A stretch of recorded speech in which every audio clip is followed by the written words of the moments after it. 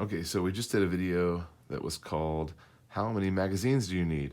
And there was several funny comments in there. I just wanted to bring those up and kind of address a couple of them.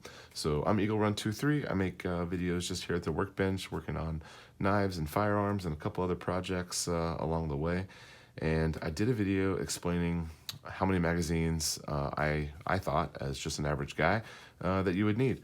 And so this guy says that it's overboard to number your magazines. Maybe it is overboard to number your magazines. One guy says that he names his magazines, so I guess it's not overboard to him. But the reason that we number them is so that you can keep track of them, and so that if there's something damaged or not working when you're at the range, then you can address that later.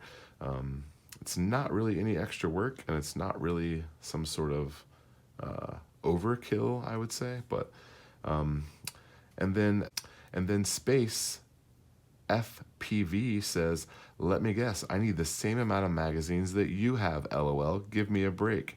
And why would I need to number them?" Well, Space, you should watch the video. I have a very good reason as to why I number them. I also did not tell you that you have to do anything.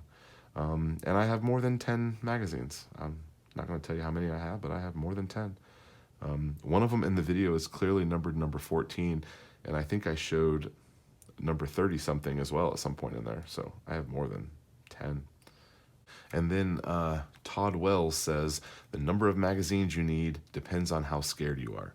I'm not scared. These are equipment, tools that are the part of my life that I enjoy the hobby. So not scared, just having a good time. Trying to help other people enjoy it. And then several people commented on having 10 rounders and 20 rounders and different things like that. I'm all for 10 rounders and 20 rounders. I don't have any 10 rounders or 20 rounders. If I hunted with my ARs, I might do a 10 rounder just because of the space constraint. Now my AR-10 platform, those magazines don't hold as much. So I guess I have a couple AR-10 mags that for the 6.5 Creedmoor that they don't hold 30, but that's a totally different platform. Okay, so in this video, we were talking about how much ammo do you need? And I kind of made my case there. Several people talking about how many rounds you need in a loadout. I don't know anything military. I don't have a military background. I'm not from the military. I don't have military in the family. Much respect to the military, but I'm not coming at this from a tactical perspective.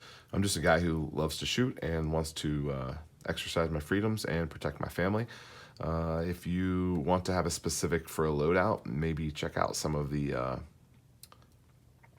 more tactical channels, but that's not really my style. And then there's several off-topic ones here where J.R. Deckard says, "The number of rounds expended at a range session has nothing to do with the quality of training. Anybody can go bang, bang, and then drive home. Virtually none of us will ever have to shoot for real." Yeah, I hope I never have to shoot anything for real. I'm training so that I could protect myself and my family, and I'm also enjoying the sport of shooting. But I didn't really talk anything about your quality of training. Just trying to make a recommendation for people who are new, or maybe to help you convince your wife that you need to buy more ammo. Maybe that's the category there. I got a couple more here. So this video was about how many guns do you need? And I did a video very similar to this, probably 4 or 5 years ago on the channel. It only had maybe 100 or 200 views, whereas this one is up to 1,100, which is really big for me, so thanks for watching. And a lot of people said that to keep in mind about having redundancy and having each member of the family have a rifle. That's great. I support that. We also want to make sure that those family members know how to use the gun. As I mentioned, my wife is not a shooter. I don't know that she's ever shot a gun, honestly. And we dated for 7 years before we got married, and we've been married for nearly 20. So Back in high school, I would go shoot skeet for fun, and she would pull the clay pigeon thrower for me, and we'd shoot boxes and boxes of ammo just for fun, either with buddies or just the two of us. And I believe one time she had the gun to her shoulder, the shotgun to her shoulder, but she couldn't pull the trigger. If I had a gun for her, it would be pretty much worthless. I do have a gun that she could use, but I don't have anything with her name on it. Now, both of my children are super interested in the sport, and so as they get older, we'll keep training them, make sure that they know how to handle it and what to do, around guns. Just having guns in my home, of course, they're all secured, and they don't have access to them, but there's a lot of gun parts here at my workbench. I'm always thinking about keeping them safe and so that they don't freak out when they see something. So there was a lot of people commenting about their unique situations, which I think is cool for us just to think about. I hope people read these comments. And there was a guy who was a truck driver who mentioned his situation, and a guy who lived in an apartment who mentioned his situation. And then I did mention a bug out bag, which is always a point of contention because either people don't understand them, or they're way gung-ho for them, or they think that people who have bug out bags are crazy. I grew up in an area that has lots and lots of tornadoes, and having things stored away for tornadoes and blizzards and stuff like that was just kind of part of growing up. It was a small town. We didn't have Amazon. We didn't have a Walmart for a lot of years. And it was just, you go to the store and you get what you need, and you always had a little bit extra. And then one comment on here, they said to ditch the shotgun altogether and just stick with a solid handgun and possibly add a semi-auto rifle combination per person. Great suggestion. The shotgun is kind of put in there as an additional thing. In addition to that, I mentioned a shotgun because a lot of people already have a shotgun. So if you're watching this video and you don't know the answer to the question of how many guns do you need in your family, then you could say, well, I already have a shotgun, so I'm already checking off one of these boxes. It's kind of there because likely people already have a shotgun, and it's also there so that people can use that as a jumping off point. A lot of people have a shotgun, a handgun, and or hunting rifle. That's not uncommon in Texas to have some combination of those things. So if you already have a handgun and a shotgun and you're watching this video, you're like, man, I'm looking pretty good. I just need to look at this different situation. And that was really the point of the video, was to get people to think about how your stuff is deployed in your system. And then the last video here is really the first video. I've been posting on YouTube for years and years, but about a month ago, I decided I was going to post basically every day and just kind of see if I could have some better turnout. And then this video is the first one that popped up, and I got 30,000 views, and that's when people started subscribing, and it kind of led to the other videos being more popular and us growing. So again, thank you for watching. I really appreciate it. I've had a really great time talking to people on here, so it's pretty great. A lot of people talking about different conspiracy theories, and I'm going to say that as I consider myself a bit of a conspiracy theorist. I'm at least trying to learn more about things. There's a lot of comments in here about the government buying ammo, taking ammo, buying up all of the ammo. The government buys a certain amount of ammo every single year. I don't know that I've seen anything that shows that they've changed their buying habits.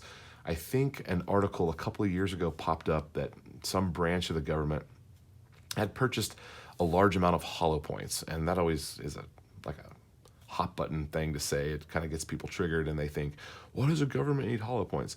I believe they always purchased that amount, or they changed their budget and they increased their amount. Now, one thing that I don't like is, why does the IRS have armed people, and why does the IRS have, like, there's a lot of branches of government that probably don't need quite as many arms or bullets, ammo. I don't know why does the IRS need that? That's a little bit concerning. But we did have an ammo scare under Obama several years ago, and that's, you guys saw in the video, I had a bunch of 22 out. A lot of that 22 that I had, I bought just before that, and kind of surrounding those things. I was stocking some stores and trying to get a bunch because we were shooting with my kids, and that's kind of when they were first into it. And I was trying to get enough that I didn't run out, or that I didn't need any. And then a lot of people are saying that like I'm an idiot because I don't understand how supply and demand works. I literally made a video about how supply and demand works for the ammo and the the shooting industry. I made a video about that, and I explained that it is a supply and demand issue, and I fully understand that. So I don't know why people are calling me out on that. If you maybe only watched like a second of the video, you didn't understand what I was trying to say. More people thinking that the ammo was depleted on purpose. I really think it's the new gun owners. I think that's the big one. We're buying more and there's more gun owners. I think that's the recipe. We buy a lot of ammo. Once again, I'm just in closing here. There was several comments I wanted to just kind of address, and so I decided to do it all in one video.